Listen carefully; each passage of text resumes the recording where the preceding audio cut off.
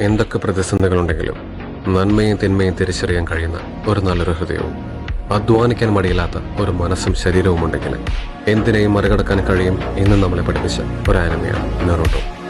കഥയുടെ ആരംഭത്തിൽ തന്റെ ചുറ്റുമുള്ള സമൂഹം വെറുപ്പോടെയും ഭയത്തോടു കൂടെയും കണ്ടു.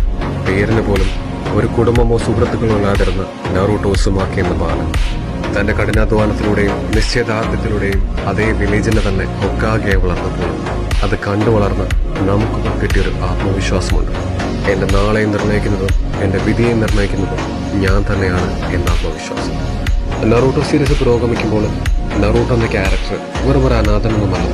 ആ ക്യാരക്ടറിന്റെ ഉള്ളിൽ കുറെ ഹിഡൻ പവേഴ്സും കാര്യങ്ങളൊക്കെ ഉണ്ടെന്ന് നമ്മൾ തിരിച്ചറിയുന്നു.